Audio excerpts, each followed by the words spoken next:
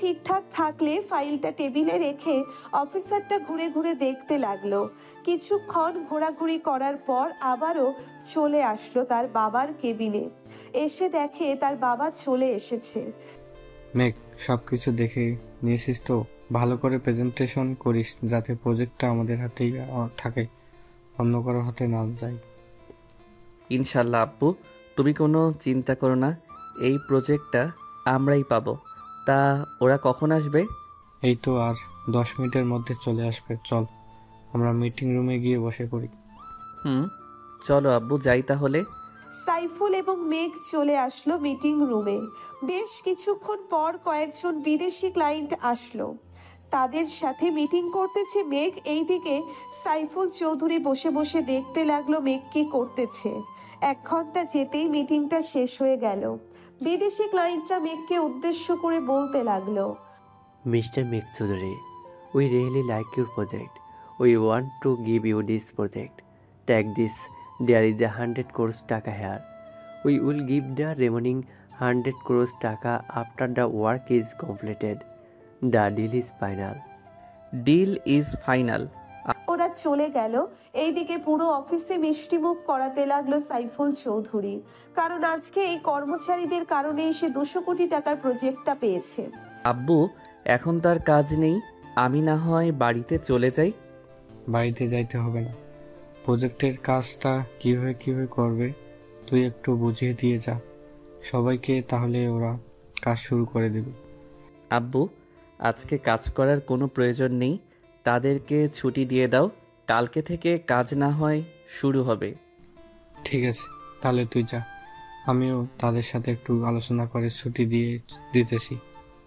আর এইখানে 1 লক্ষ টাকা আছে, তোর যা ইচ্ছা কর, কিছুই বলবো না। ধন্যবাদ আব্বু তোমাকে। মেঘ তার বাইক নিয়ে চলে আসলো কলেজে। এখনো কলেজ ছুটি দেয় নাই, তাই কদম গাছের নিচে বসে আছে মেঘ। এমন সময় কালকের মহিলাটা আবার আসলো মেঘের কাছে। মেঘের কাঁধে মাথাটা রেখে বলতে লাগলো, আমার সোনা, আমার ময়না পাখি, কালকে আমাকে রেখে তুমি কোথায় পালিয়ে গিয়েছিলে? চলো না, তোমাকে নিয়ে রেস্টুরেন্টে যাই। আরে বইন, তুই আমার পিছু করা ছেড়ে দে, আমি ভুল করে তোকে প্রপোজ করে ফেলেছি, আমি তোর পায়ে পড়তেছি, তুই আমাকে ছেড়ে দে। মেঘ মহিলাটার পা ধরে মাপ চাইতেছে। এটা দেখে রিধি মেঘের কাছে এসে বলতে লাগলো, আরে মেঘ, তুমি আমার মায়ের কাছে মাপ চাইতেছো কেন? আম্মু মেঘ কি কিছু করেছে তোমাকে যে সে মাপ চাইতেছে? না রে রিধি, মেয়ে একটু মাপ চাচ্ছে না। আমি আসার সময় মাঠে পড়ে গিয়েছিলাম, মেঘ আমাকে এনে এখানে বসিয়েছে আর দেখছে আমার পায়ে কিছু হয়েছে কি না। ধন্যবাদ মেঘ, আমার মাকে দেখে রাখার জন্য। আম্মু চলো বাড়িতে চলে যাই, আর হয়তো ক্লাস হবে না। তুই গাড়িটা বের কর, আমি মেঘের সাথে কথা বলে আসছি। ঠিক আছে আম্মু। রিনি চলে যেতেই মহিলাটা মেঘকে উদ্দেশ্য করে বলতে লাগলো, আমার জান পাখি, রাগ করছো? আমার ওলে রাগ করে না, ওইটা তো আমার মেয়ে। তুমি তো আমাকে ভালোবাসো, তাই না জান পাখি? তোমার মেয়েকেও একটু ভাবে ভালোবাসো। এখন যাও, আবার দেখা হবে কালকে। মহিলাটা চলে গেল। এইদিকে মেঘ রাগে সাপের মতো ফোঁসফোঁস করতেছে আর বলতেছে, শালার বন্ধু বান্ধব পাইছি, এখন তো তারাও দেখি আমাকে বাস দেয়। দিতে থাক, আমি আমার অপসরীকে পেয়ে গেছি, আজকে আমাকে কিসও করেছে, আমি এতেই খুশি। শালা, তোকে তোর অপসরই কিস করে নাই, তোকে কিস করেছে ইঁদুর। শালারা সত্যি আজকে আমার অপসরী কিস করেছে আমাকে, তা না হলে আমি কি আর এইখানে থাকি? চল আজকে ট্রিট দিব। আজকে আমাদের বলবি না তোর অপসরই কি কি করেছে তোর সাথে? বলবো তো, আগে রেস্টুরেন্টে চল, এরপর না হয় আমি সব বলবো তোকে। আজকে 2টা সুখবর আছে। তাহলে তো যেতেই হয়। তবে বিল কি তুই আমাদের হাতে ধরিয়ে দিবি নাকি আবার? না, যে আজকে আব্বু আমাকে 1 লক্ষ টাকা দিয়েছে, এই দেখ, বলেছে যা ইচ্ছা তাই করার জন্য। তোকে একটা ভালো কাজ দেই, করতে পারবি তুই? ভালো কাজ আবার করতে পারবো না কেন? বল, কি করতে হবে? আমাদের এলাকায় এতিমখানা আছে, ওইখানে প্রায় সব শিশু এতিম। তুই একটা গরু কিনে আন, 60 থেকে 70 হাজার দিয়ে ভালো একটা গরু আনা যাবে। বাকি যে টাকা থাকবে ওইটা আর আমরা কিছু দিয়ে না হয় এতিম বাচ্চাদের বিরিয়ানি করে খাওয়াবো। এখন তো শীত, তাদের জন্য না হয় একটা বড় বেড বানিয়ে নিয়ে আসি। কি বলিস তোরা? তা ঠিক বলেছিস, আগে চল গরু কিনে আনি। আমরা তো সবসময় ভালো ভালো খাবার খাই, একদিন না হয় তাদেরকে খাওয়ালাম।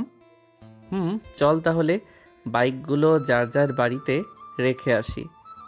বাড়িতে রাখতে হবে না, বাজারের এক সাইডে পার্কে রাখলেই চলবে। চল এখন যাই। সবাই বাইক নিয়ে চলে গেল বাজারে। বড় দেখে একটা গরু কিনে নিল 90,000 টাকা দিয়ে। গরুটা হাঁটতে হাঁটতে নিয়ে চলে আসলো মেঘদের বাসায়। গরুটা হাঁটাতে হাঁটাতে নিয়ে চলে আসলো মেঘদের বাসায়। তাদের বাড়িতে গরু দেখে তার মা বলতে লাগলো, কি যে মেঘ, তুই কি এখন গরু লালন পালন করবি নাকি? না আম্মু, এটা এতিমখানার জন্য নিয়ে এসেছি। আজকে বড় একটা প্রজেক্ট পেয়েছি আব্বু, তাই আমাকে 1 লক্ষ টাকা দিয়েছিল। ওইটা দিয়েই আর কি ভাবতেছি, এতিমখানার শিশুদের বিরিয়ানি করে খাওয়াবো। ভালো করেছিস, আমি না হয় কিছু টাকা দিব নে, ওই টাকাগুলো দিয়ে না হয় বাচ্চাদের জন্য কিছু কিনে আনিস।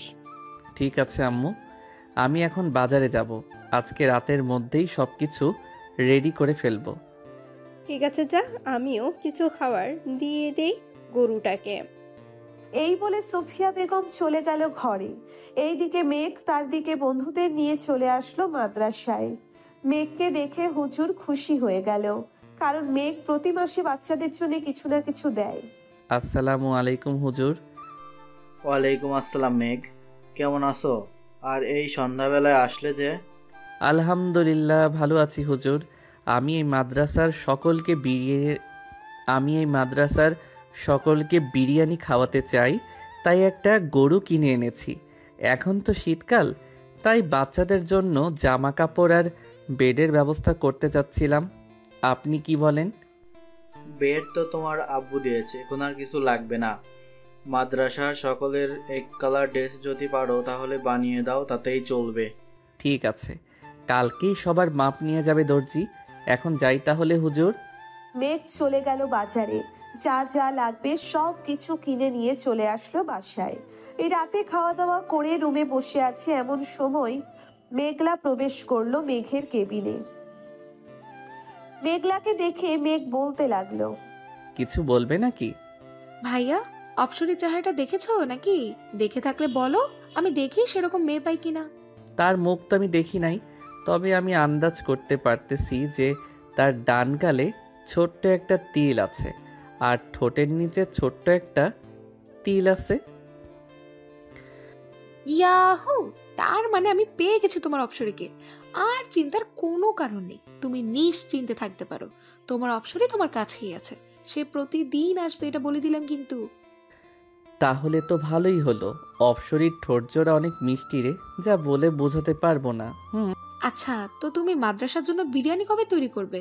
কালকে তো শুক্রবার, কালকেই করবে নাকি? হ্যাঁ, কালকে করব। কেন, কোনো সমস্যা নাকি? না, কোনো সমস্যা নেই। এখন আমি ঘুমোতে যাই, গরু জবাই করার সময় আমাকে ডাক দিও। মেঘলা চলে গেল তার কেবিনে, গিয়ে ঘুমিয়ে পড়ল। রাত প্রায় 3টে, এমন সময় কলিং বেল বেজে উঠল। এত রাতে বেল বাজতে দেখে সাইফুল তার স্ত্রীকে উদ্দেশ্য করে বলতে লাগলো, কি ব্যাপার, এত রাতে কে এসেছে আমাদের বাড়িতে?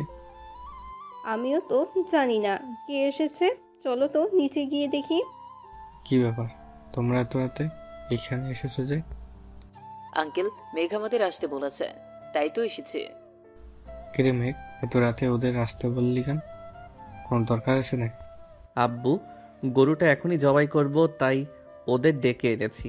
এই তোরা যা, গিয়ে ফ্রেশ হয়ে নে, আমি বাইকটা নিয়ে হুজুরকে ডেকে আনতেছি।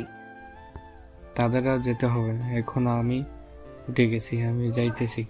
তুই এক কাজ কর, গরুটা যেইখানে জবাই করবি ওইখানে জায়গাটা পরিষ্কার করে নেই। ঠিক আছে আব্বু। সবাই সবার কাজে লেগে পড়লো। এইদিকে মেঘলাও ঘুম থেকে উঠে গেছে। মেঘের সাথে মেঘলাও কাজ করতেছে। এটা দেখে সুফিয়া বেগম বলতে লাগলো, মেঘলাম, তুই গিয়ে ঘুমা, শীত পড়েছে, অনেক বাতাস, এর জন্য থাকতে হবে না। আমার কিছুই হবে না আম্মু, তোমরা কাজ করো, আমি তোমাদের জন্য চা আর কফি বানিয়ে নিয়ে আসছি। ঠিক আছে, যা তাহলে। মেঘলা চলে গেল। এইদিকে সকাল 7টার আগেই সবাই সবার কাজ শেষ করে ফেললো। বাবুর্চিদের খবর দিতেই ওরাও চলে আসলো। বাবা, এখানে তো মনে হচ্ছে 4 মণের উপরে গোস্ত আছে। এখন পুরোটাই রান্না করব নাকি রেখে দেব কিছুটা? আপনার অনুমান করে পুরোটাই বিরিয়ানি করে ফেলেন। ঠিক আছে বাবা। 12টার মধ্যে সকল রান্না শেষ করে ফেললো। এইদিকে বাড়ির মহিলারা প্যাকেট করতেছে সকল খাবার, যাতে প্রত্যেক বাড়িতে 2-3টে করে দেওয়া যায়। নামাজ শেষ করেই সবাইকে সব দিয়ে দিল। এইদিকে মেঘ খাবার খেয়ে তার বন্ধুদের সাথে কিছুক্ষণ আড্ডা দিয়ে চলে গেল তার রুমে। বিছানায় শুয়ে পড়তেই তার ঘুম চলে আসলো। এইদিকে আফরিন বসে আছে মেঘলার রুমে। মেঘলা, আমি তোর ভাইয়ার রুমে চাইতেছি। কেউ যদি জিজ্ঞাসা করে তাহলে বলবি তোর রুমে ঘুমাচ্ছি। এখন ভাইয়ার রুমে গিয়ে কি করবি তুই? ভাইয়া তো ঘুমোচ্ছে মনে হচ্ছে। ঘুমাক, তাকে জ্বালানোর জন্যই তো যাইতেছি আমি। আফরিন চলে গেল। মেঘের রুমে গিয়ে দেখে মেঘ একটা কোলবালিশকে জড়িয়ে ধরে ঘুমাচ্ছে।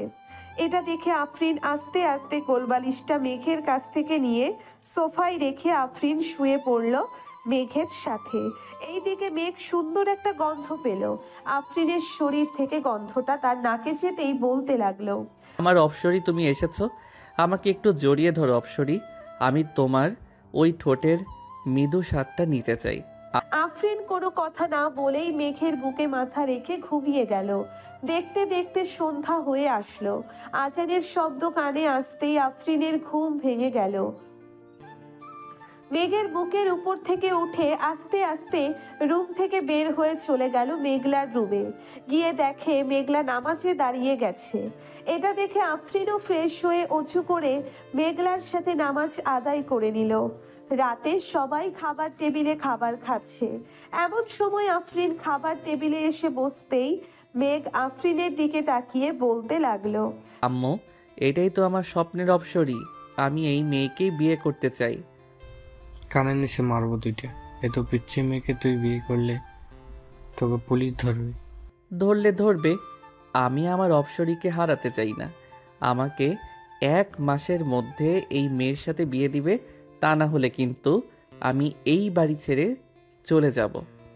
তুই বাড়ি ছেড়ে চলে গেলে কারো কিছু যাই আসে না। এখন চুপচাপ খাওয়া দাওয়া করে ঘুমাতে যা।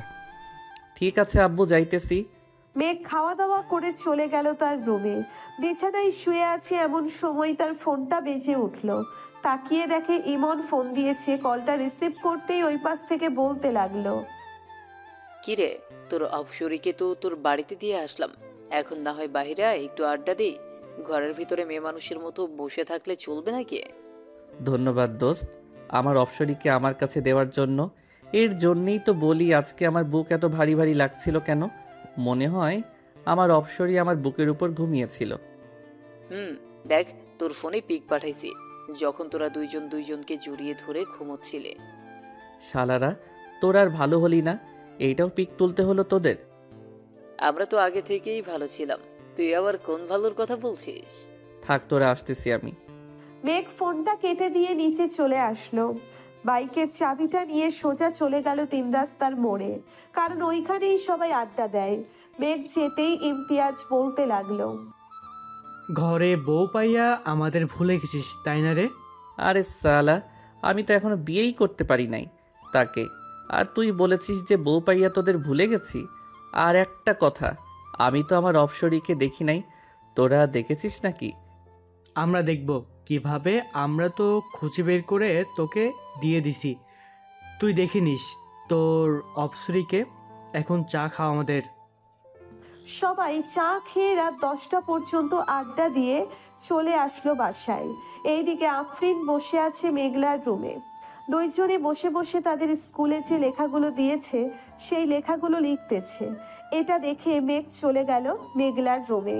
গিয়ে দেখে তার অপসরী মাথায় ওড়না দিয়ে লিখতেছে, কিন্তু তার মুখ দেখা যাচ্ছে না চুলের জন্য। এটা দেখে মেঘ বলতে লাগলো, এই যে মিস অপসরি, চুলগুলো একটু সরান তো, দেখি আপনাকে মন ভরে। ভাইয়া আর একবার যদি ডিস্টার্ব করো তাহলে কিন্তু আমি আম্মুকে ডাক দিতে বাধ্য হব। আর ডাকতে হবে না, আমি চলে যাইতেছি। মিস অপসরি, লেখা শেষ হলে আমার রুমে আইসেন, দুইজন বসে গল্প করব। আম্মু! আরে যাইতেছি তো, এইভাবে ডাকতে হবে নাকি? থাক। তাড়াতাড়ি তোর রুমে যা, না হলে কিন্তু তোর অপসরীকে আবার তার বাড়িতে পাঠিয়ে দিব, তখন আর দেখতে পারবি না। পাঠানোর দরকার নেই, আমি আসবো না এই রুমে। এই বলে মেঘ চলে গেল তার রুমে। বিছানায় শুয়ে শুয়ে গেম খেলতেছে আর বলতেছে, আমার অপসরীকে আমার কাছ থেকে কেড়ে নিবে ওরা, তা কি করে হয়? আমি কখনোই হতে দিব না। আমার অপসরীকে আমার করেই ছাড়বো। এই সব বলতেছে মেঘ আর গেম খেলতেছে। রাত প্রায় 3টে। আফরিন মেঘের রুমে এসে দেখে মেঘ এখনো শুয়ে শুয়ে ফোন টিপতেছে। মেঘ দরজার দিকে তাকাতেই দেখতে পেল তার অপসরীকে। অপসরী, তুমি এসেছো? ভিতরে আসো। বাহিরে দাঁড়িয়ে আছো কেন? তুমি এত রাত অবধি ফোন টেপো কেন? তাড়াতাড়ি ঘুমাও, না হলে কিন্তু আমি চলে যাব এই বাড়ি থেকে। কোথায় যাইতে হবে না তোমার। অপসরী, তুমি এই বাড়িতেই থাকো, আমি এখনই ঘুমাচ্ছি। এই তো লক্ষ্মী ছেলের মতো কথা বললে তুমি। এখন তাহলে আমি গেলাম মেঘলার রুমে, আমি আবার আসবো একটু পর। যদি এসে দেখি তুমি না ঘুমাইছো তাহলে সকাল হলেই আমি চলে যাব। আফরিন চলে গেল মেঘলার রুমে। এইদিকে মেঘ ফোনটা রেখে ঘুমিয়ে গেল। প্রায় 30 মিনিট পর আফরিন আবার আসলো মেঘের রুমে। এসে দেখে মেঘ ঘুমিয়ে গেছে, তাই আফরিন দেরি না করে মেঘের বুকের উপরে শুয়ে পড়ল। এইদিকে মেঘ তার অপসরীকে জড়িয়ে ধরে বলতে লাগলো, আগে কখনোই এমন হয় নাই অপসরী, তুমি আমার জীবনে আসার পর থেকে সবকিছু পাল্টে গেছে। আমি তোমাকে নিয়ে বেঁচে থাকতে চাই অপসরী, আমি তোমাকে নিয়ে বেঁচে থাকতে চাই। মেঘের মুখে এমন কথা শুনে আফরিন আলতো করে মেঘের ঠোঁট কামড়ে ধরে চুষতে থাকে আর বলতে থাকে, আমি ওই যে তোমাকে প্রথম দেখাই ভালোবেসে ফেলেছি মেঘ। যেই দিন তোমার বুকে মাথা রেখে ঘুমিয়েছি ওই দিনের পর থেকে আমি একা ঘুমাইতে পারি না, সব সময় মন চায় তোমার বুকেই মাথা রেখে ঘুমাই। আফরিন মনে মনে এইসব বলতেছে আর মেঘের ঠোঁট জোড়া ললিপপের মতো চুষে চুষে খাচ্ছে। বেশ কিছুক্ষণ পর মেঘ ও আফরিনের ঠোঁট জোড়া চুষে খেতে লাগলো। ফজরের আজান কানে ভেসে আসতেই আফরিন মেঘের উপর থেকে উঠে যেতে যাবে, এমন সময় মেঘ আফরিনের হাত ধরে টান দিয়ে আবার বুকের সাথে চেপে ধরলো আর বলতে লাগলো, কোথায় যাচ্ছ এখন? আর একটু শুয়ে থাকো অপসরী। আজান দিতেছে, নামাজ পড়বো, আপনিও উঠে নামাজ পড়ে আসেন। ঠিক আছে যাও, আমিও যাচ্ছি। আফরিন চলে গেল মেঘলার রুমে। গিয়ে দেখে মেঘলা উঠে পড়েছে। ভাইয়ার রুমে গিয়েছিলে নাকি? তোমার ভাইয়ের রুমে গিয়েছিলাম, চলো নামাজ পড়ে নেই দুজন। বেশি কথা না বলে দুইজন নামাজ আদায় করে নিল। সকালে মেঘ খাওয়া দাওয়া করে চলে গেল কলেজে। গিয়ে দেখে তার বন্ধুরা আগে থেকেই বসে আছে। মেঘকে দেখে ইমন বলতে লাগলো, কি রে, কি হয়েছে? তোকে আজকে এত খুশি খুশি লাগতেছে কেন? তোর অপসরী আদর করেছে নাকি? আদর মানে? অনেক আদর করেছে আমার অপসরী আজকে আমাকে। ওর ঠোঁট দুইটা এমনভাবে খাচ্ছিলাম মনে হয় কমলার চিড়ের মতো চুষে চুষে খাচ্ছিলাম। কি রে ইমতিয়াজ, তাহলে তো আমাদেরও লাইন লাগাতে হবে। আমার বন্ধু যখন এসব বলতেছে আমাদের তো লালুস লেগে গেছে।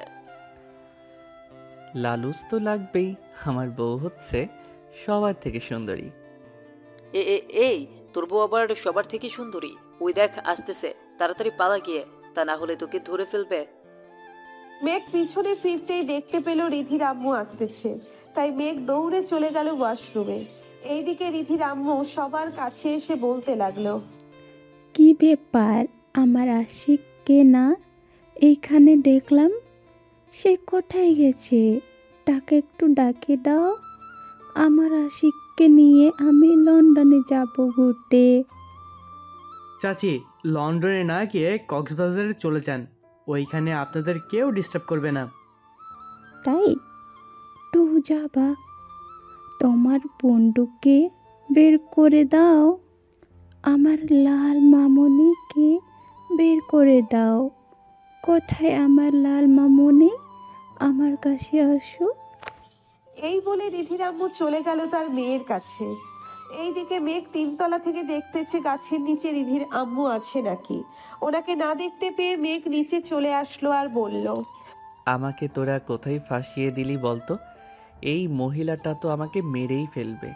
আমার অপসরি যদি জানতে পারে আমি এই মহিলাকে প্রপোজ করেছি, তাহলে তো আমার অপসরি আমার কাছ থেকে দূরে সরে যাবে।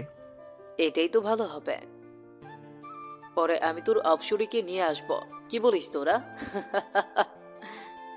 ইমনের কথা শুনে সবাই হাসতে লাগলো। বেশ কিছুক্ষণ এইভাবে হাসাহাসি করলো সবাই। এমন সময় মেঘের ফোনটা বেজে উঠলো। তাকিয়ে দেখে তাদের অফিসের ম্যানেজার ফোন দিয়েছে। মেঘ কলটা রিসিভ করতেই ওই পাশ থেকে ম্যানেজার বলতে লাগলো, স্যার, আপনার আব্বু গাড়ি অ্যাক্সিডেন্ট করেছে, আপনি তাড়াতাড়ি চলে আসেন এনকে মেডিকেল হসপিটালে। আমরা ওইখানেই স্যারকে ভর্তি করিয়েছি। ঠিক আছে, আমি এখনই আসতেছি। আর আপনি বাড়িতে জানায়েন না, কিন্তু বাড়িতে জানালে সবাই টেনশন করবে। ঠিক আছে স্যার, আমি জানাবো না।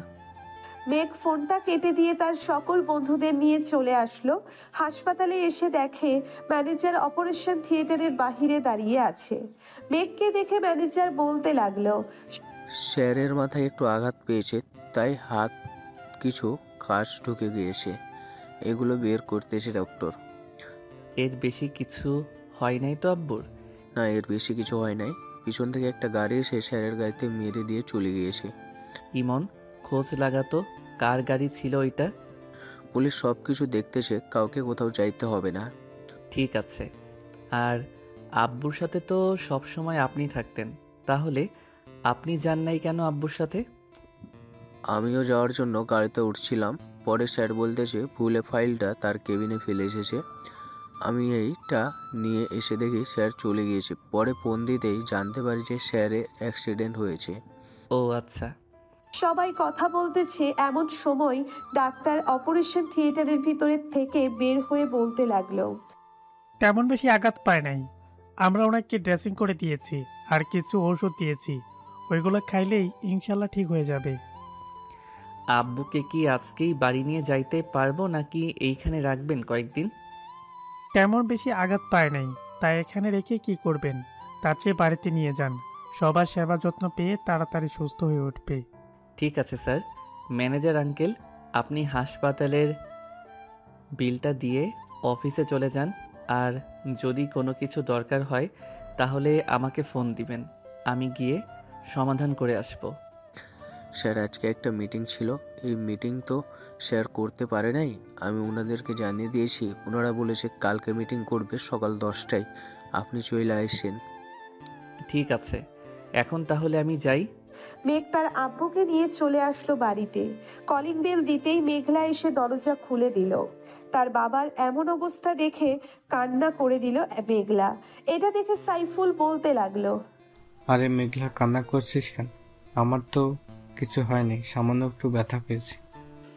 তোমাকে বারণ করে সত্ত্বেও তুমি কেন অসুস্থ শরীর নিয়ে অফিসে গেছো ভাইয়া? কে বললে বুঝি ভাইয়া যাইতে পারতো না? তোমাকে বারণ করা সত্ত্বেও তুমি কেন অসুস্থ শরীর নিয়ে অফিসে গেছো ভাইয়া? কেউ বললে বুঝি ভাইয়া যেতে পারতো না? যাইতে তো পারতো, কিন্তু মিটিংটা আমার করার কথা ছিল, তাই তো তোর ভাইকে যাইতে দেয়নি। এখন তো আমি অসুস্থ, সবকিছু তোর ভাইকেই দেখতে হবে। মেঘ, আমাকে রুমে দিয়ে আয়। আব্বু চলো। মেঘ তার আব্বুকে রুমে দিয়ে আসলো। বিকাল 5টায় মেঘ চলে আসলো। অফিসে এসে দেখে সবাই এক জায়গায় দাঁড়িয়ে আছে। এটা দেখে মেঘ বলতে লাগলো, কি ব্যাপার, তোমরা এখানে দাঁড়িয়ে আছো কেন? কোনো সমস্যা হয়েছে? আমার কি? স্যার, আমাদের একজন কর্মী মারা গিয়েছে, ওনাকে আমরা বাঁচাতে পারি নাই। কিভাবে মারা গিয়েছে আর তোমরা কোথায় ছিলে সবাই? এতগুলো মানুষের মধ্যে থেকে একজন মানুষ মারা যায় কিভাবে? স্যার, আমরা আমাদের কাজ করছিলাম, পরে দেখতে পাই আব্দুল্লাহর শরীরে কারেন্টের শক লেগেছে। এটা দেখে আমরা সবাই তাকে ছাড়িয়ে অনেকক্ষণ মারার পর যখন ঠিক হচ্ছিল না, তখন আমরা তাকে হাসপাতালে নিয়ে যাই। ওইখানে ডাক্তার বলেছে রোগী মৃত। এখন ওনার পরিবার চলবে কি করে? আমাদের অফিসে কেন আছে? আমরা তার পরিবার চালাবো।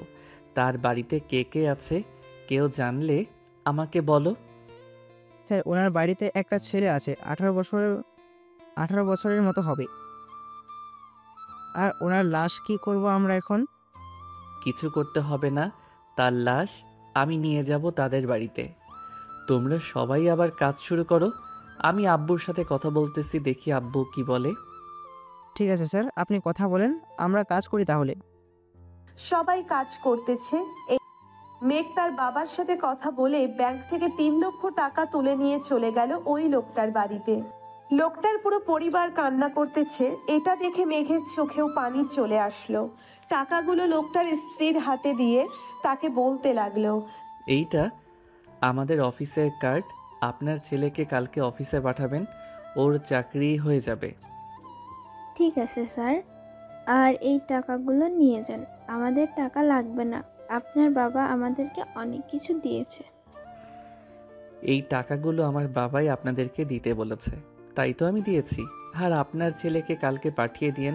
এখন আমি যাই তাহলে। মেঘ চলে আসলো বাসায়। রাতে খাওয়া দাওয়া করে বসে আছে, এমন সময় আফরিন তার পাশে বসলো। আফরিনকে দেখে হা হয়ে গেল মেঘ। এইদিকে আফরিন মেঘের এমন হাঁ করে তাকিয়ে থাকা দেখে বলতে লাগলো, এইভাবে যদি হা করে আমার দিকে তাকিয়ে থাকেন তাহলে তো আপনার মুখে হাতে ঢুকে যাবে। আফরিনের কথা শুনে মেঘ তার মুখটা বন্ধ করে ফেললো।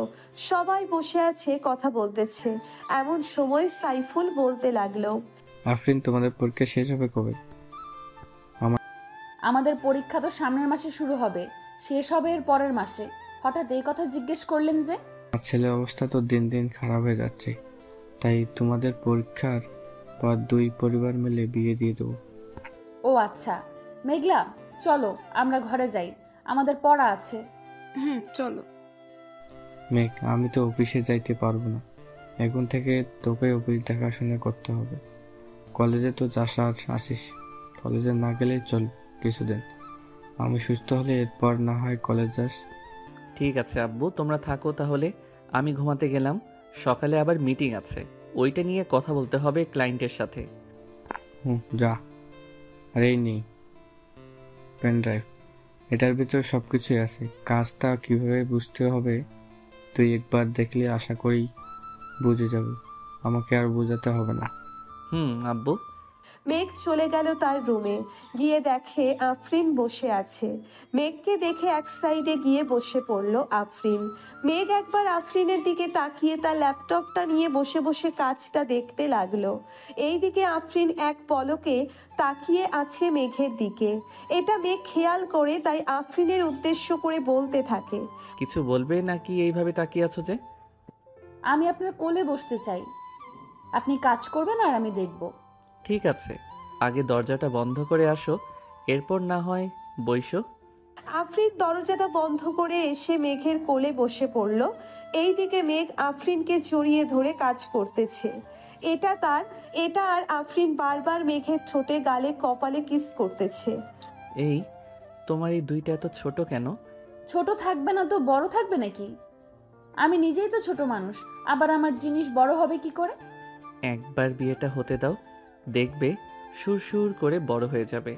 যা দুষ্টু কোথাকার, আমার বুঝি লজ্জা করে না এসব শুনে? ওরে আমার লজ্জাবতী রে, যখন আমি ধরবো তখন লজ্জা করবে না বুঝি? জানি না, তুমি থাকো, আমি গেলাম মেঘলার রুমে। এইখানে চুপচাপ বসে থাকো, কোনো কথা বলবে না। আচ্ছা। আফরিন আর কোনো কথা বলল না। মেঘ তার কাজ শেষ করে আফরিনকে নিয়ে শুয়ে পড়ল। আফরিনের পেটে সুরসুরি দিতেই আফরিন লাফ দিয়ে উঠে পড়ল আর বলতে লাগলো, তোমার সাথে থাকা যাবে না, তুমি অনেক দুষ্টুমি করো, আমি গেলাম। আর দুষ্টুমি করব না, এখন তো শুয়ে থাকো। আর দুষ্টুমি করবে না বলে দিলাম। মেঘ আফরিনকে জড়িয়ে ধরে ঘুমিয়ে গেল। সকাল 9টায় ঘুম ভাঙলো মেঘের। উঠে ফ্রেশ হয়ে খাওয়া দাওয়া করে যেই অফিসের দিকে রওনা দিতে যাবে, এমন সময় পেছন থেকে মেঘলা বলতে লাগলো, ভাইয়া, আমাদেরকে একটা স্কুলের সামনে নামিয়ে দিতে পারবি? তাড়াতাড়ি আয়, আবার 10টায় মিটিং আছে, যাইতে হবে ওইখানে। মেঘ আফরিন এবং মেঘলাকে স্কুলের সামনে নামিয়ে দিয়ে চলেছে। গেল অফিসে গিয়ে দেখে ক্লায়েন্টরা চলে এসেছে। মেঘ তার পেন ড্রাইভটা বের করে বোঝাতে লাগলো প্রজেক্টটা কিভাবে কি করতে হবে। বোঝানো শেষ করে মেঘ চলে গেল তার আব্বুর কেবিনে বসে বসে কাজ করতেছে। এমন সময় দারোয়ান এসে বলতে লাগলো, স্যার, রহিমের ছেলে এসেছে। আপনি নাকি বলেছে তাকে আসার জন্য এখানে? পাঠিয়ে দাও তাকে, আমি কথা বলে নিতেছি তার সাথে। ঠিক আছে স্যার। মেঘ বসে বসে ল্যাপটপে কাজ করতেছে। এমন সময় রহিমের ছেলে কেবিনে প্রবেশ করলো। তাকে দেখে মেঘ হাসি খুশি ভাবে বলতে লাগলো, ভিতরে আসো তামিম, এইখানে বসো।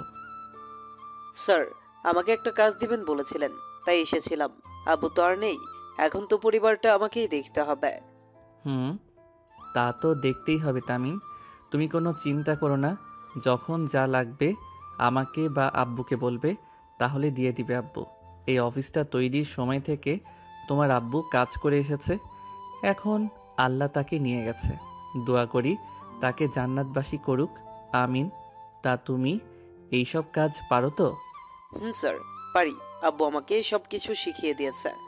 আগে মাঝে মধ্যে আসতাম আব্বুর খাবার নিয়ে, তখন একটু আধটু শিখেছে। তাহলে আজ থেকে তোমার আব্বু যে মেশিনগুলো চালাইতো ওইগুলো তুমি চালাবে এখন থেকে। ঠিক আছে স্যার, তাহলে আমি আজ থেকেই কাজে লেগে পড়ি। আচ্ছা যাও তাহলে, আর সাবধানে কাজ করবে কিন্তু। তুমি একা একা কিছু করতে যেও না, এইখানে অনেক লোক আছে, ওদের ডাক দিবে। ঠিক আছে স্যার। তামিম চলে গেল তার কাজে। এইদিকে মেঘ তার কাজ শেষ করে চলে আসলো। বাসায় এসে দেখে আফরিনের আম্মু আব্বু এসে বসে আছে। তাদের দেখে মেঘ সালাম দিল। আসসালামু আলাইকুম, কেমন আছেন? ওয়ালাইকুম আসসালাম, আলহামদুলিল্লাহ ভালো আছি। তুমি কেমন আছো মেঘ? আমিও আলহামদুলিল্লাহ ভালো আছি। আপনারা বসেন, আমি ফ্রেশ হয়ে আসতেছি। মেঘ চলে গেল তার রুমে। ফ্রেশ হয়ে চলে আসলো, নিচে এসে দেখে সবাই বসে আছে। মেঘও তাদের সাথে বসে পড়ল। মেঘ, আমি চাইছিলাম তোমাদের বিয়েটা দিয়ে দেওয়ার জন্য, এখন তুমি কি বলো? আঙ্কেল, আফরিনের পরীক্ষা শেষ হোক, এরপর না হয় বিয়ে করব। আর তো কয়েকটা দিন রয়েছে, আমিও না হয় অফিসের কাজটা বুঝে নেই। সাইফুল, তুই কি বলিস? আফরিন তো সারাদিন তোদের বাসায় থাকে, আশেপাশে মানুষ তো জানিস কেমন সমালোচনা করে। ঠিক আছে, তাহলে আজকে কাজে ডেকে বিয়ে পড়িয়ে দিই। আফরিন, এর পরীক্ষা শেষ হলে না হয় অনুষ্ঠান করব। এখন তুই যা বলবি আমি তাই করব। ছোট থেকে তো তুই যা বলছিস আমি তাই করছি। ঠিক আছে, তাহলে আজকে রাতেই কাজে ডেকে বিয়ে পড়ে দিই। সবাই কথা বলতেছে। এইদিকে মেঘ তাদের মাঝখান থেকে উঠে চলে আসলো ছাদে। আকাশের দিকে তাকিয়ে ভাবতে লাগলো সেই রাতগুলোর কথা। এখন তো তার অপসরই তার সাথেই থাকবে। এখন তো তার অপসরই তার সাথেই থাকবে। এই সব ভাবতেছে এমন সময় পেছন থেকে কে যেন মেঘকে জড়িয়ে ধরলো আর বলতে লাগলো, আমার অনেক দিনের ইচ্ছা আজ পূর্ণ হবে। আমি তোমাকে অনেক ভালোবাসি মেঘ। আফরিনকে পেছন থেকে টেনে এনে মেঘের সামনে দাঁড় করিয়ে বলতে লাগলো, আমিও তোমাকে ভালোবাসি, কিন্তু এখন বিয়ে করলে তোমাকে নিয়ে বাহিরে ঘুরতে গেলে তো মেয়েরা আমার দিকে তাকাবে না। তাই ভাবতেছি আরও কয়েক বছর পর বিয়ে করব। কি বললি কুত্তা? আমাকে রেখে অন্য মেয়েদের সাথে টাঙ্কি মারিস? আজকে দেখ তোর কি অবস্থা করি। শুধু রাতটা হতে দে। এখন কিছু করলাম না, সকালে তুই হাঁটতে পারবি না এমন অবস্থা করব। আমাকে ভয় দেখিয়ে কোনো লাভ নেই। আমি তোমার মতো পিচ্চি মেয়েকে ভয় পাই না। সো এখন এইখান থেকে যাও। ভয় পাস না তো ঠিক আছে, শুধু দেখ কি করি আমি তোকে রাতের বেলা। এই বলে আফরিন রাগে চলে গেল নিচে। এইদিকে মেঘ তো মহা খুশি তার অপসরীকে রাগিয়ে দিয়ে। রাতে সবাই খাওয়া দাওয়া শেষ করে বসে আছে। এমন সময় কলিং বেলের শব্দ পেল সবাই। আপনারা বসেন, আমি দেখে আসতেছি কে এসেছে। এই বলে আফরিন চলে গেল দরজা খুলতে। দরজাটা খুলতেই দেখতে পেল কাজী সাহেব দাঁড়িয়ে আছে। ওনাকে সালাম দিয়ে ভিতরে নিয়ে আসলো আফরিন। সবাই বসে আছে সোফায়। এমন সময় কাজী বলতে লাগলো, কার কার বিয়ে হবে তাদের আইডি কার্ড বা জন্ম নিবন্ধনটা নিয়ে আসেন। কাজী সাহেব, মেয়ের বয়সটা একটু কম, আপনি বিয়ে পড়িয়ে দিয়ে যান। যদি কোনো সমস্যা হয় আমি দেখে নেব। দেখুন, এটা তো আইনগত অপরাধ। মেয়ের বয়স 18 না হলে বিয়ে দেওয়া। আচ্ছা, আপনি আনেন, সব কিছু আমি দেখে নিচ্ছি। সবকিছু নিয়ে দিতেই কাজী সাহেব তার খাতায় যা যা লেখার দরকার তা লিখে নিল। কিছুক্ষণের মধ্যে সকল নিয়মকানুন মেনে মেঘ তার আফরিনের বিয়েটা হয়ে গেল। এইদিকে কাজী তার পাওনা টাকা নিয়ে যেতেই সাইফুল বলতে লাগলো, মেঘ, আফরিনকে নিয়ে ঘরে যা, অনেক রাত হয়েছে, আবার কালকে অফিসে যাইতে হবে। ঠিক আছে আব্বু, যাইতেছি। আফরিন আর মেঘ চলে আসলো রুমে। এইদিকে মেঘ বিছানায় বসতেই আফরিন বলতে লাগলো, দাঁড়িয়ে কথা বলতে হবে কেন? সোজা হয়ে দাঁড়াও, তোমার সাথে আমার কথা আছে। বসে কথা বলো, তাহলেই তো হয়। আমি বসে বসে কথা বলতে পারি না, দাঁড়িয়ে কথা বলো। মেঘ দাঁড়াতেই আফরিন বিছানায় ঝাড়ু দিয়ে মেঘকে পিটাতে লাগলো আর বলতে লাগলো, ঘরে এত সুন্দর একটা বউ থাকতে তুই অন্য মেয়েদের দিকে তাকাস, আজকে তোর চোখ তুলে নিব। এই বলে আফরিন মেঘকে জোরে জোরে পিটাতে লাগলো। মেঘের চিৎকার শুনে নিচ থেকে সবাই দৌড়ে চলে আসলো উপরে। মেঘের দরজার সামনে দাঁড়িয়ে মেঘলা বলতে লাগলো, কি হয়েছে ভাবি? ভাইয়া চিৎকার করছে কেন? তোমার ভাইয়ার মাথায় ভূত চাপছে, সে নাকি অন্য মেয়ের কাছে যাবে, তাই একটু নেল পলিশ লাগাচ্ছিলাম। ও আচ্ছা। আব্বু আম্মু চলো চলো নিচে যাই, ভাবি ভাইয়াকে সাইজ করুক। ভাইয়া কিছুদিন ধরে দেখছি একটা মেয়ের পেছনে ঘুরছে। তাহলে তো আমারও যাওয়া দরকার। বৌমা এমনভাবে মারবে যাতে কালকে আর বিছনা থেকে উঠবে না পারে। যদি সকালে ডাক্তারের প্রয়োজন হয় তাহলে ডাক্তার ডেকে আনবো। ঠিক আছে আব্বু, আপনারা যান, আমি আপনার ছেলেকে এমনভাবে সাইজ করব যাতে আর কোনো দিন কোনো মেয়ের দিকে না তাকাতে পারে। সবাই চলে গেল নিচে। এইদিকে মেঘ চিৎকার করতেছে আর বলতেছে, বউ, আমাকে মাফ করে দাও।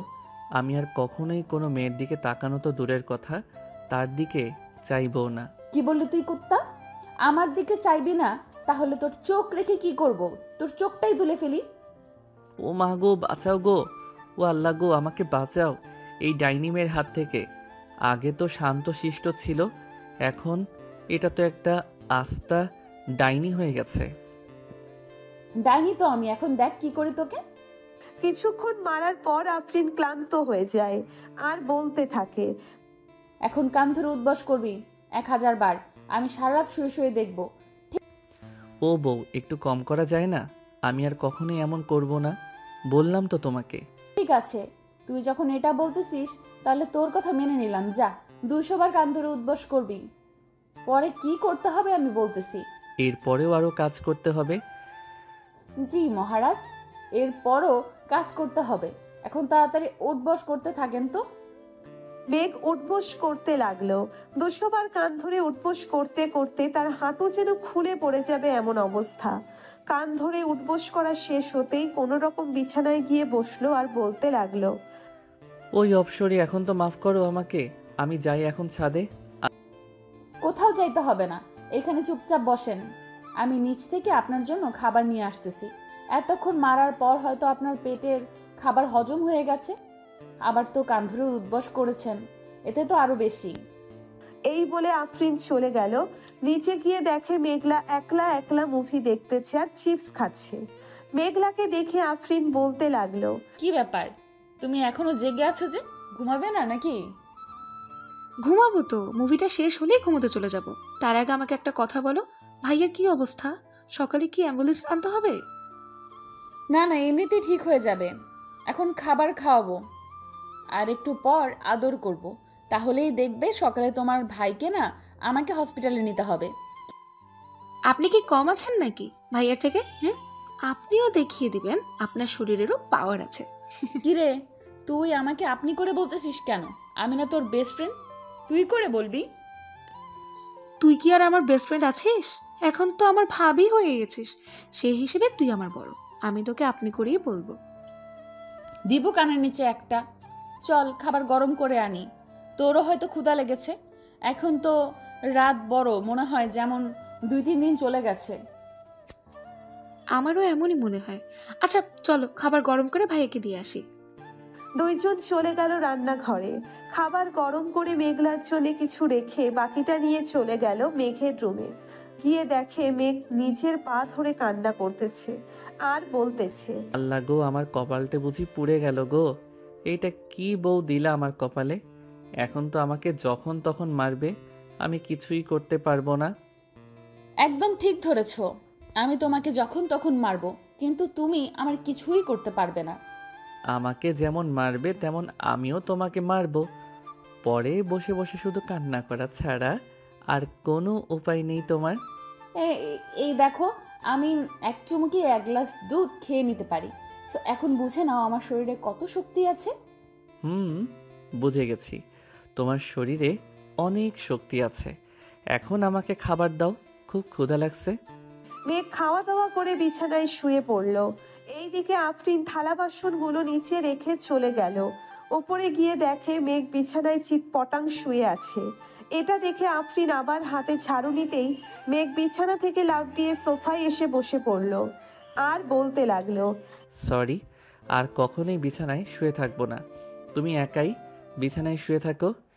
আমি বিছানায় শুয়ে তো থাকবো, কিন্তু আমাকে বাবু গিফট তো করবে তুমি। তাড়াতাড়ি আসো, তা না হলে আবার কিন্তু শুরু করব তোমার উপর অত্যাচার। কিন্তু আমি তোমাকে বাবু গিফট করব কিভাবে? আমি তো এই সবের কিছুই বুঝি না। কি বললি তুই কুত্তা? আসিতেছি। মেঘ বিছানায় যেতেই আফরিন মেঘের ঠোঁট জোড়া তার দখল করে নিয়ে যেইভাবে পারছে ওইভাবেই চুষে চুষে খাচ্ছে। এইদিকে মেঘও কম কিসের, আফরিনের 2টা আপেলের মতো টিপতে থাকে আর ঠোঁট চুষতে থাকে। এইদিকে আফরিন ব্যথায় কোকিয়ে উঠে বলতে লাগলো, কি করতেছো? আস্তে টেপো, ব্যথা পাই তো। ব্যথা তো পাবেই, ছোট ছোট আপেলের মতো জিনিস তোমার ভালোভাবে ধরতেও পারি না।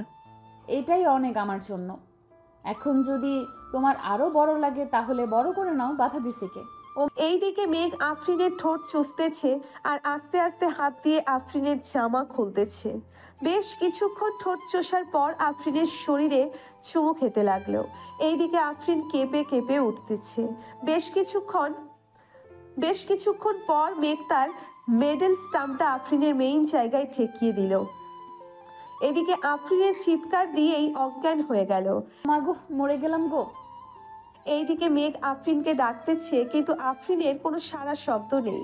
তাই মেঘ টেবিলের উপর থেকে পানির গ্লাসটা নিয়ে আফরিনের মুখে পানি ছিটিয়ে দিতেই আফরিনের জ্ঞান ফিরে আসলো আর বলতে লাগলো, এই কুত্তা, এইভাবে কেউ করে নাকি? আমি তো মরেই যেতাম আর একটুর জন্য। এটা তো কিছুই না, এখন দেখবে কি যে করি। এই বলেই মেঘ আফরিনের সাথে টি20 খেলতে লাগলো। কয়েক ঘন্টা খেলার পর মেঘ আফরিনের বুকের উপর শুয়ে পড়লো আর বলতে লাগলো, সরি জান, আমি বুঝতে পারি নাই তুমি যে প্রথমে এত ব্যথা পাবে। আর সরি বলতে হবে না, এখন ওঠো। পুরো বিছানা তো ব্লিডিংয়ে ভরে গেছে, তাড়াতাড়ি পানিতে ভিজিয়ে রাখতে হবে। মেঘ আফরিনের উপর থেকে উঠে চলে গেল ওয়াশরুমে। ফ্রেশ হয়ে বাহিরে এসে দেখে আফরিন এখনো শুয়ে আছে বিছানায়। এটা দেখে মেঘ বলতে লাগলো, কি ব্যাপার, উঠবে না নাকি? এখনো যে বিছানায় শুয়ে আছো। অনেক ব্যথা করতেছে, উঠবো কি করে? তুমি এমন ভাবে করেছো যে থাকার বললাম না। আচ্ছা, আমি কিছু একটা করতেছি। এই বলে মেঘ চলে গেল মেঘলার রুমের সামনে। চুপি চুপি মেঘলার রুমে ঢুকে ফোনে লাইট লাগিয়ে দেখতে লাগলো ট্যাবলেটের বক্সটা কোথায়। এইদিকে মেঘলা তো ঘুমাই নাই, এক চোখ মেলে দেখতে লাগলো কে এসেছে।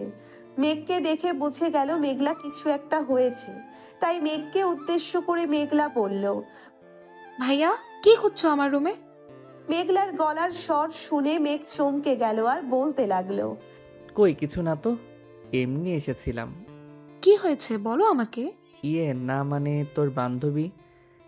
হয়েছে, আর কিচ্ছু বলতে হবে না। তুমি এই রুমে ঘুমাও, আমি দেখছি। ঠিক আছে যা, আর যদি দরকার হয় ডাক দিস আমাকে। ঠিক আছে। মেঘলা গিয়ে দেখে আফরিন বিছানায় শুয়ে আছে চুপ করে। আফরিনের কাছে গিয়ে শরীরে হাত দিয়ে দেখতে লাগলো জ্বর এসেছে কিনা। এইদিকে আফরিন মেঘলাকে দেখে বলতে লাগলো, কি ব্যাপার, তুই এত রাতে এইখানে? কি হয়েছে আমাকে বল, আমি দেখছি। অনেক ব্যথা করতেছে রে, তাই তোর ভাইকে পাঠিয়েছিলাম ব্যথার ট্যাবলেট আনতে। এখন তোর ভাইয়া তো আসলো না। পিরিয়ড হয়েছে নাকি? না, ওইগুলো হয়েছে, বুঝে গেছি। আর কিচ্ছু বলতে হবে না, একটু ওয়েট কর, আমি আনছি এক্ষুনি। মেঘলা চলে গেল তার রুমে, একটা ব্যথার ট্যাবলেট তার ভাইয়ের হাতে ধরিয়ে দিয়ে বলতে লাগলো, এই নাও, এটা ভাবিকে খাইয়ে দাও, তাহলে ব্যথা কমে যাবে। ঠিক আছে, তুই ঘুমা তাহলে। মেঘ চলে গেল তার রুমে। আফরিনকে ঔষধটা খাইয়ে দিয়ে শুয়ে পড়ল তার পাশে। সকাল 10টায় মেঘ ঘুম থেকে উঠে চলে আসলো নিচে, এসে দেখে সবাই বসে আছে আর কি নিয়ে যেন আলোচনা করতেছে।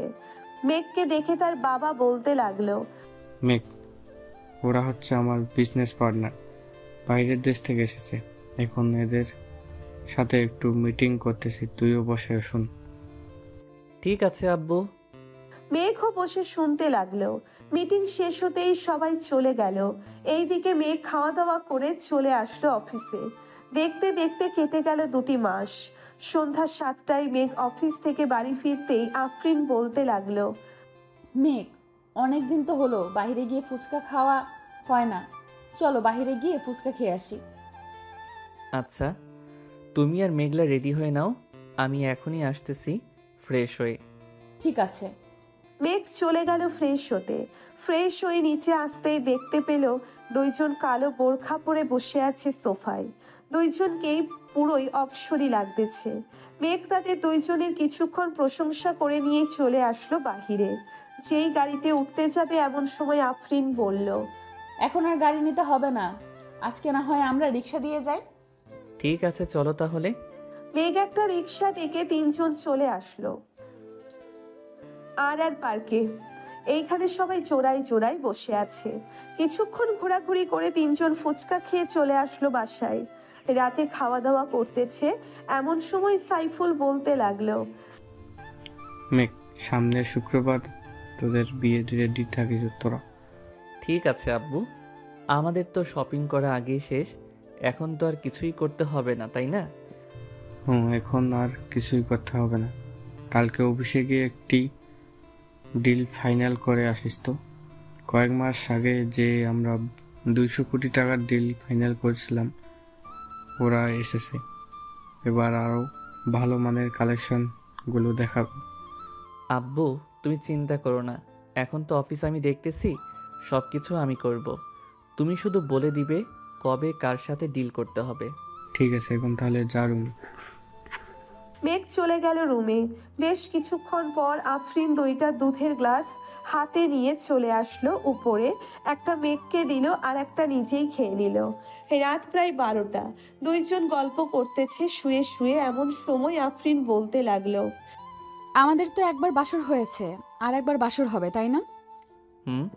এইবার দেখবে তোমাকে একটা বেবি উপহার দিয়েই ছাড়বো, মনে যেন থাকে।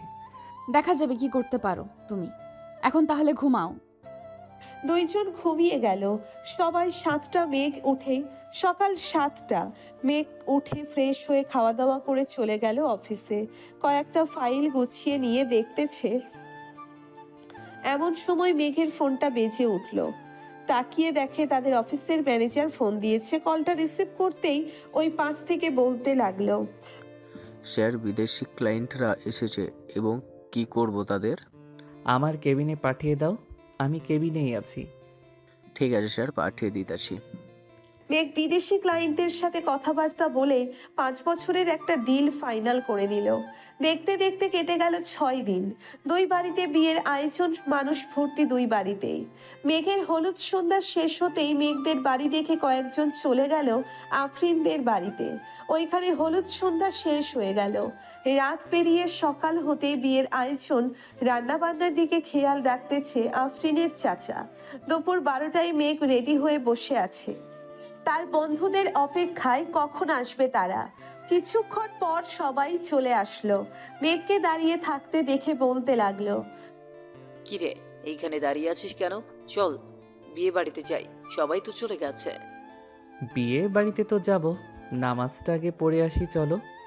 আফরিনদের বাড়ি তো কাছেই, 5 মিনিট সময় লাগবে যাইতে। নামাজ পড়ে আইসা এরপর যাইতে পারবো। সবাই চলে গেল মসজিদে নামাজ আদায় করে চলে আসলো বাসায়। মেঘের সকল বন্ধু বান্ধব বসে আছে গাড়িতে। মেঘ যেতেই ইমন বলতে লাগলো, সবাই শোন, এবার কিন্তু মামাকে প্রোটেকশন দেওয়া যাবে না। এটা নিয়ে মামার কিন্তু দ্বিতীয়বার বাসর হবে। এখন সবাই ঠিক করে নেই কি দেওয়া যায়। আরে এটা রাতে দেওয়া যাবে, এক্ষুনি এত তাড়াহুড়ো করছিস কেন? আগে বিয়েটা খেয়ে নেই, এরপর না হয় দেওয়া যাবে। শালা বিয়ে করে একটা। সবাই হাসাহাসি করতে করতে চলে আসলো বিয়ে বাড়িতে। গেট ধরে দাঁড়িয়ে আছে মেঘের সকল শালীরা। এইদিকে 2 তলার বারান্দায় আফরিন মেঘকে নামিয়ে গেটের সামনে আসতেই আফরিন লেজার লাইট দিয়ে বুঝিয়ে দিল যাতে কোনো মেয়েদের দিকে না তাকায়। মেঘও তাকালো না। খাওয়া দাওয়া শেষ করে আগের সকল নিয়ম মেনে আফরিনকে নিয়ে চলে আসলো বাসায়। দুজন এর আগে বিয়ে করিয়ে দিয়েছে, তাই আর কাছেই ডাকে নাই। রাতে সবাই বসে আছে ছাদে। এমন সময় আফরিন আসলো আর বলতে লাগলো, তোমার তো আমাদের গিফট দাও নাই। তোমরা তো আমাদের গিফট দাও নাই, আমাদের গিফট দাও। ভাবি এটা কিন্তু ঠিক না, আপনি আয়েশা গিফট চাইতেছেন, আমরা কিন্তু দিব না। ঠিক আছে, তাহলে তোমাদের গিফট তোমাদের কাছে রাখো, আমার জামাইকে দিয়ে দাও। রাত তো 1টা বাজে, বাসর তো করতে হবে, তাই না? এই বলে আফরিন মেঘকে টানতে টানতে নিয়ে চলে আসলো বাসর ঘরে। দরজাটা লাগিয়ে দিয়ে দুইজন অজু করে 2 রাকাত নফল নামাজ পড়ে নিল। আফরিন নামাজ আদায় করে খাটের উপরে বসে আছে। বেশ কিছুক্ষণ পর মেঘ আফরিনের পাশে গিয়ে বসলো আর বলতে লাগলো, বউ, ও বউ, আজকে আদর করলে হয় না নাকি? আদর করবি না মানে? তোর আদর করতেই হবে, এখন শুরু করবি।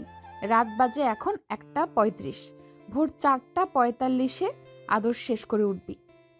ঠিক আছে, প্রস্তুত হও তুমি। আমি কিন্তু আজকে তোমার ওই আপেলগুলোতে অনেক কামড় দিব। আমি রেডি আছি, যা ইচ্ছা করতে পারো, করো। মেঘ আফরিনের শাড়ি খুলে ফেলে দিল নিচে। ঠোঁটে কিস করতে করতে নামতে লাগলো নিচের দিকে। বুকের কাছে এসেই আফরিনের আপেলগুলোতে কামড় দিতে লাগলো। এইদিকে আফরিন ব্যথায় কোকিয়ে উঠে বলল, ওই কুত্তা, কামড়ও দিবি আবার জোরে জোরে টিপতেও থাকবি, আমার বুঝি ব্যথা করে না? ব্যথা করার জন্যই তো বাসর করব আজকে। এই বলে মেঘ আফরিনের শরীরের যেখানে সেখানে কামড় দিতেছে আর চুমু দিতেছে। বেশ কিছুক্ষণ এমন করার পর মেঘ চলে গেল মেইন জায়গায়। মেঘের মেডেল স্টাম্পটা সেট করে আফরিনকে কোলে তুলে নিয়ে আদর করতে লাগলো। এইদিকে আফরিন চিৎকার করতেছে, কিন্তু মেঘের থামার কোনো নাম নেই। মেঘ তার কাজ চালিয়ে যাইতেছে। দুইজন রোম্যান্স করতে থাকুক, এখন আমরা বিদায় নিই। আজকের গল্পটা এই পর্যন্তই। আবারও দেখা হবে নতুন কোনো গল্পে। ধন্যবাদ।